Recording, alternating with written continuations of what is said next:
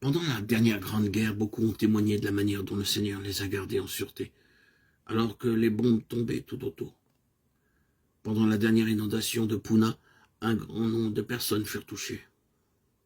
Le mur d'eau de 9 mètres de hauteur déferla sur la ville de Puna à la vitesse de 70 km à l'heure. De l'autre côté de la rivière, il y avait un grand lac, ainsi il n'y avait pas d'issue. Des milliers de personnes furent littéralement balayées. Mais nous découvrimmes plus tard que chaque croyant fut sauvé. Près du nouveau pont, il y avait 10 blocs d'habitation, parmi lesquels vivaient 2 familles de croyants. Nous vîmes de nos propres yeux que les habitations étaient complètement écroulées, mais que les leurs étaient encore debout. Comment cela est arrivé? Nous ne le savons pas. Il y avait un orphelinat chrétien près de là, entouré d'eau, dans lequel chacun était sauf. Ainsi, je crois que dans les périodes de calamité, Dieu manifeste sa puissance surnaturelle pour protéger les siens. Nous devons croire en sa fidélité. C'est ainsi que les nouveaux croyants surmontèrent leurs obstacles. Un des autres obstacles est le murmure. Voyez Actes 6, 1. En ce temps-là, le nombre des disciples augmentant. Les hellénistes murmurèrent contre les Hébreux, parce que leurs veuves étaient négligées dans la distribution qui se faisait chaque jour.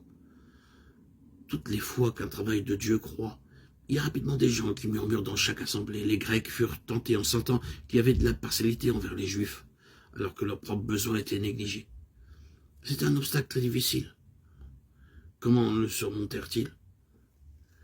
Les apôtres convoquèrent l'assemblée et dirent « Il n'est pas convenable que nous laissions la parole de Dieu pour servir aux tables. C'est pourquoi, frères, choisissez parmi vous 7 hommes de qui l'on rende un bon témoignage, qui soient pleins d'Esprit Saint et de sagesse, et que nous chargerons de cet emploi. » Vous pouvez penser que c'est une responsabilité donnée par Dieu de servir aux tables, mais les apôtres reconnaissaient qu'ils étaient principalement mandatés pour le ministère de la parole et la prière, et en aucune circonstance, ils ne devaient laisser cela pour servir aux tables.